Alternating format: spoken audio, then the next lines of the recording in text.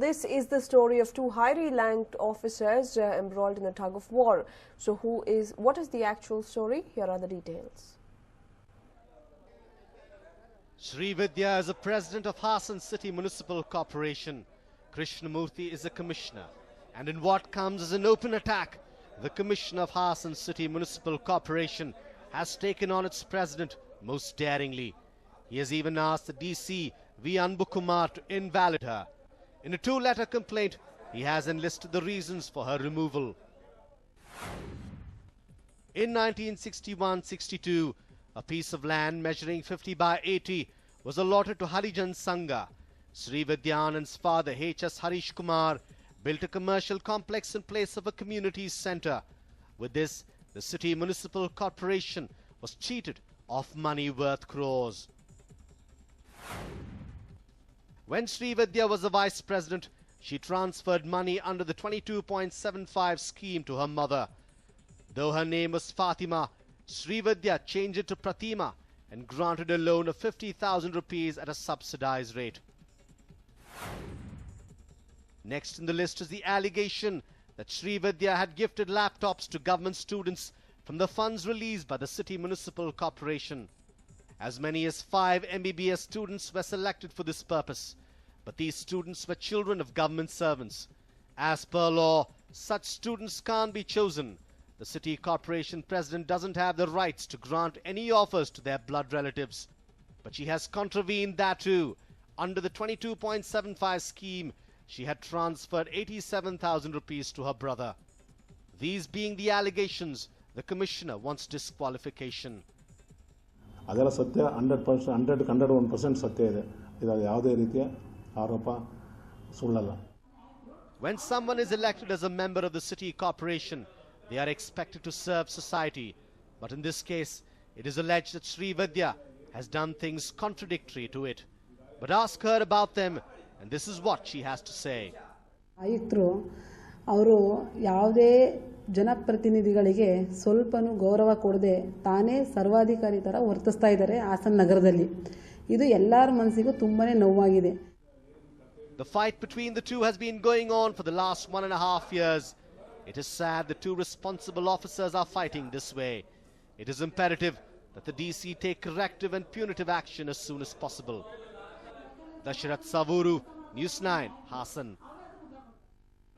Well, the bifurcation of Andhra Pradesh will have its impact on Karnataka as far as sharing hydroelectric power from the Jurala project is concerned. But what has given rise to this apprehension? Here's a report.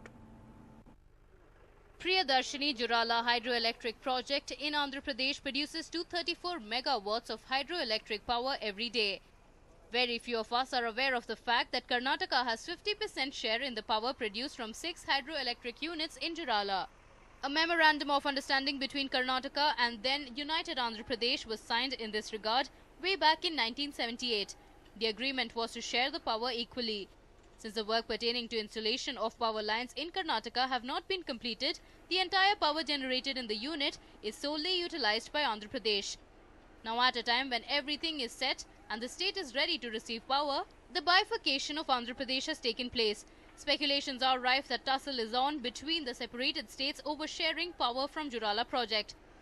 The residents of Raichur, which is close to Jurala, have expressed apprehension that if Karnataka government delays to demand its share, the situation would go beyond control. The Jurala power project began producing power in the year 2010 and since then Andhra has been consuming the power produced. Now, since the lines are installed in Karnataka, half of the power generated should come to the state. It is believed that Karnataka and Andhra Pradesh have arrived at an agreement of using the power alternatively on weekly basis. If Karnataka consumes the entire 234 megawatts of power for the first week of a month, the second week Andhra will use it. The cycle goes that way. The government and people of Karnataka can only hope that the bifurcation doesn't cause much trouble and the state receives its share that it should. Sidhu Biradar for News9, Raichur. And well, to commemorate the 68th Independence Day, the Deputy Commissioner of Gadag has planned to beautify his district.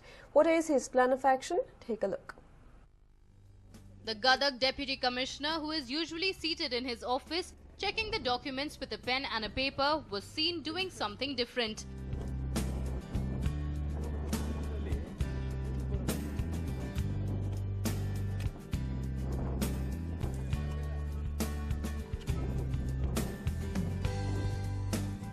armed with garden tools, he was seen busy trimming the plants at his office garden. He gave a new look to the office garden after plucking out the weeds and trimming the extra grown plants. And his gardening activity did not stop here. He has decided to spread greenery across the whole district. Marking the celebration of 68th Independence Day, the Deputy Commissioner announced his decision to plant 68,000 plants in Gadag and Betagiri. ಎಲ್ಲರಿಗೂ ಇದು ಒಂದು ಪ್ರೋತ್ಸಾಹವಾಗಬೇಕು. ಎಲ್ಲರೂ ತಮ್ಮ ಕೆಲಸ ಅಂತ ಮಾಡಬೇಕು. ಒಬ್ಬೊಬ್ಬರು ಒಂದು ಗಿಡ ಬೆಳೆಸಿದ್ರೆ ಖಂಡಿತವಾಗಿ 68,000 ಜನ ಇದ್ದಾರೆ, ವಿದ್ಯಾರ್ಥಿಗಳಿದ್ದಾರೆ, ಜನ ಇದ್ದಾರೆ. ಬೆಳೆಸಿದ್ರೆ 68,000 ಮರ ಬೆಳೆದ್ರೆ ಇದು ಖಂಡಿತವಾಗಿ ಇದು ನಮ್ಮದು ಇದು ಒಂದು ಅತ್ಯಂತ ಹಸಿರು ನಗರ ಆಗಿ ಆಗ್ತದೆ. The Deputy Commissioner, who was busy beautifying his 20-acre office garden, has taken his gardening to the next level. He has been working to implement his plan of planting 68,000 plants for the past 2 days. The initial digging work to plant these 68,000 plants has already started, and the enthusiasm of the Deputy Commissioner has motivated other officials to actively involve themselves in this project. Sanjeev for News9, Gadag. And well, it is the festive season and Bengalurians are out again shopping. Take a look as to what is trending this festive season. A mother is remembered before her son. Yes, we are talking about Goddess Gauri, mother of Lord Ganesha. Those tranquil eyes, lightened lips and that relaxed expression.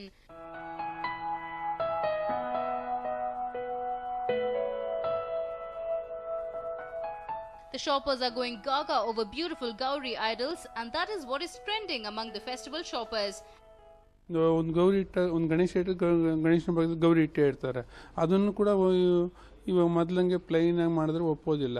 ಈ kundan work ಅದೆಲ್ಲ designs ಮಾಡಿದ್ರೆ ತುಂಬ ಆಸೆ ಪಟ್ಟು ತೊಗೊಂಡೋಗ್ತಾ ಇದ್ದಾರೆ.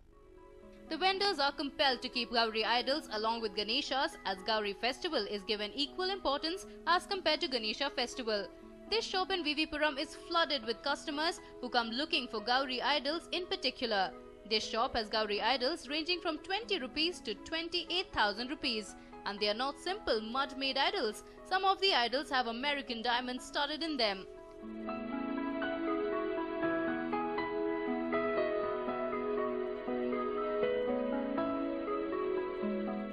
The 2-foot-tall Gauri studded with kundan work has become the biggest attraction at this shop. This Gauri has seen demand like never before. ಈ ವರ್ಷನೂ ನಾವು ಗೌರಿ ತಗೊಳಕ್ಕೆ ಬಂದಿದ್ದೀವಿ. ಈ ಹೋದ ವರ್ಷಕ್ಕಿಂತ ಈ ವರ್ಷ ಗೌರಿ ತುಂಬ ಡೆಕೋರೇಟಿವ್ ಆಗಿ ಮಾಡಿದ್ದಾರೆ. ಕುಂದನ್ ವರ್ಕು, ಮಣಿ ವರ್ಕು ಮತ್ತು ಎಲ್ಲ ಚಿನ್ಮಿಣಿ ಎಲ್ಲ ಹಾಕಿ ತುಂಬ ಚೆನ್ನಾಗಿ ಮಾಡಿದ್ದಾರೆ. The demand for Ganesha idols continues to stay like every year, but shopping for Gauri idols is what is in swing this year. Shobha Jojiga for News9, Bengaluru.